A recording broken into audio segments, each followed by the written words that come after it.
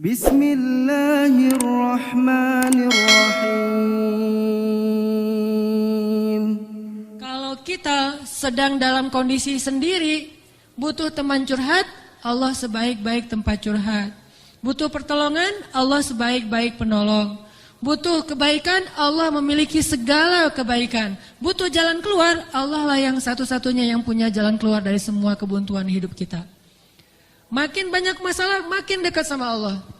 Enggak apa-apa kalau kita ngerasa, saya mah enggak pede dekat sama Allah. Kenapa? Saya banyak dosa. Kalau gitu dekat sama Allah sebagai pendosa. Gimana dekat sama Allah sebagai pendosa? Tadi, Rabbi zalamtu nafsi faghfirli. Ya Rabbi, saya menzalimi diri saya sendiri, maka ampunkanlah dosa saya. Deketin Allah dengan minta ampun. Nggak pede datang ke Allah. Kenapa? Soalnya takut ngecewain Allah. Kan kita udah minta nanti Allah ngasih. Udah gitu namanya manusia kadang-kadang kalau udah selesai dari masalah balik lagi dia. Jauh lagi dari Allah, lalai lagi, dosa lagi, kan suka gitu. Karena kita masih kayak ragu sama kemampuan kita. Saya bisa nggak ya istiqomah? Saya bisa nggak ya taubatan nasuha? Daripada nanti saya udah minta sama Allah. Allah tahu banget kalau saya tuh masih labil, kan nggak enak. Udah nggak apa-apa. Kita berbuat dosa, datang lagi sama Allah. Dosa lagi, datang lagi sama Allah. Kapan sih Allah pernah putus asa mengampuni dosa hambanya? Yang ada itu adalah hambanya putus asa minta ampun kepada Allah. Allah mah gak pernah putus asa. Gak ada kalimat satupun di Al-Quran dan hadis Allah bilang gini, saya gak akan ngampunin dosa kamu lagi. Kenapa? Udah 3 kali saya ampunin, kamu ulangi. Gak pernah Allah ngomong kayak gitu. Baik di Al-Quran gak pernah, di hadis gak ada. Baik hadis Nabi nggak ada, hadis Qudsi juga nggak ada. Nggak ada cerita Allah itu ketika kita datang pertama, ya diampunin. Datang kedua, ya udah deh. Datang ketiga, ini terakhir ya. Allah nggak pernah ngomong gitu kan? Pas yang keempat, tidak ada maaf bagimu. Nggak ada Allah ngomong kayak gitu. Selalu, wahai hambaku, Qul ya ibadiyalladzina asrafu ala anfusihim. Katakan kepada hambaku yang sudah banyak dosa dan menzalimi diri sendiri. Qul ya ibadiyalladzina asrafu ala anfusihim. Allah tuh baik banget loh sama kita. Allah tahu kita banyak dosa, tapi Allah masih manggil kita tuh ibadi, hambaku gitu coba.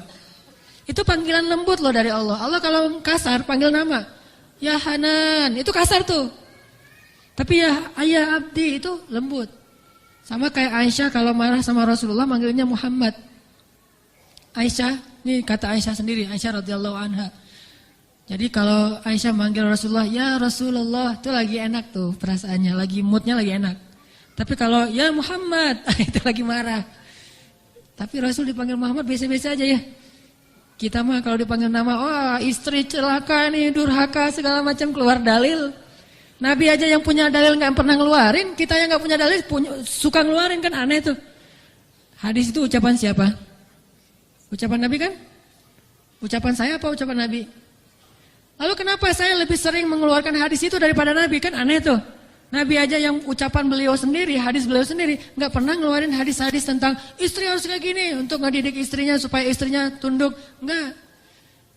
Nabi mah ngeluarkan hadis itu kepada kaum muslimah dalam suasana yang nyaman. Tapi kalau lagi marah nggak mau pakai hadis, nggak mau pakai ayat. Kita kalau lagi marah ayat hadis keluar semua tuh. Jadi taklim kita itu bahan untuk marah gitu. Kalau lagi marah ntar saya keluarin nih ayat-ayat yang kemarin saya dengar di taklim. Allah tuh baik banget sama kita. Udah banyak dosa masih manggil abdi, ibadi kalau yang banyak mah.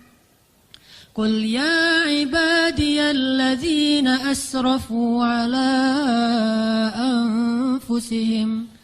Katakan kepada hamba-hambaku, sama kayak ibu manggil ya bunayya, wahai anakku, anakku. Udah sering ngecewain ibunya, masih dipanggil anakku, enggak dipanggil nama. Saking maha baiknya Allah kepada hamba. Katakan kepada hamba-hambaku yang melampaui batas. Arti melampaui batas berarti dosanya tuh udah enggak kehitung, udah banyak banget. Dia buat zina, dia membunuh, dia minum khamar, kalau sekarang narkoba, dia pokoknya durhaka, ninggalin sholat, semuanya dia lakukan, termasuk perdukunan, syirik. Tapi Allah masih bilang, Qul ya ibadiyalladzina asrafu ala anfusihim. Apa pesannya? La taqnatu min rahmatillah. Jangan putus asa minta ampun sama Allah. Coba. Gak pernah Allah putus asa ngampunin kita. Yang ada kita putus asa minta ampun sama Allah. La taqnatu min rahmatillah. Jangan putus asa minta ampun sama Allah. Innallaha yaghfirudz dzunuba jami'a. Allah mengampuni dosa semuanya. Semua dosa diampuni. Tapi saya Allah pernah syirik. Innallaha yaghfirudz dzunuba jami'a. Saya pernah berzina ya Allah, yaghfirudz dzunuba jami'a.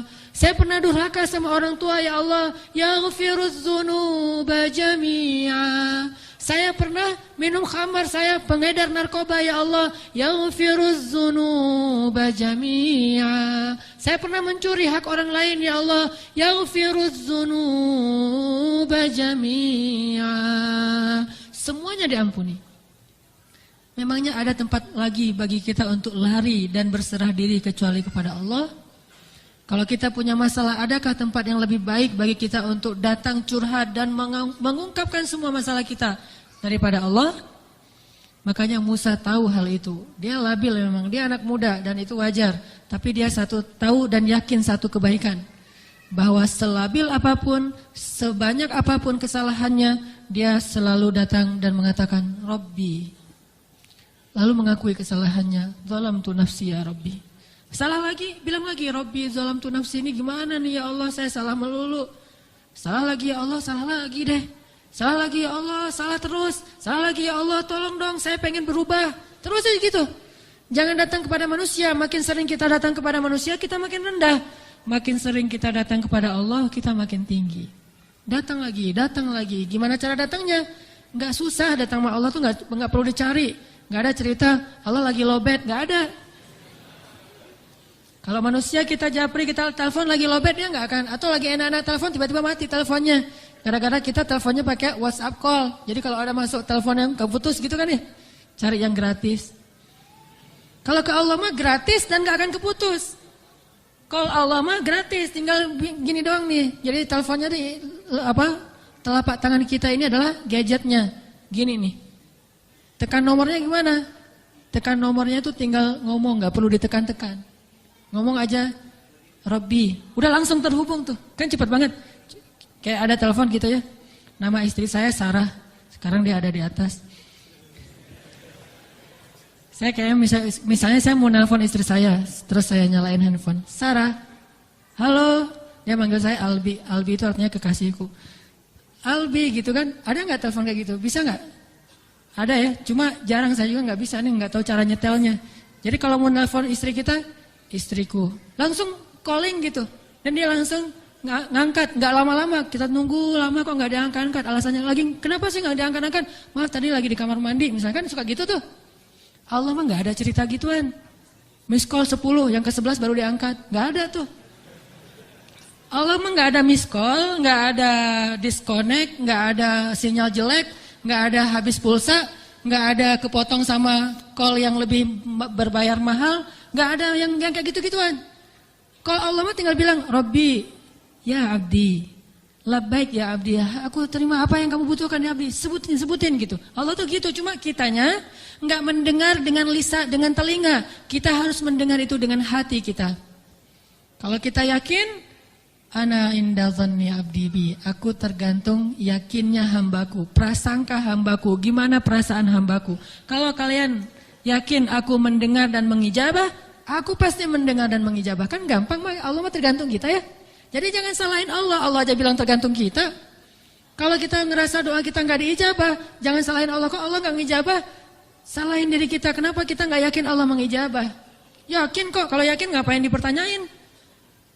Kalau kita yakin jangan dipertanyakan. Karena Allah pasti tidak akan ngecewain hamba yang datang kepadanya.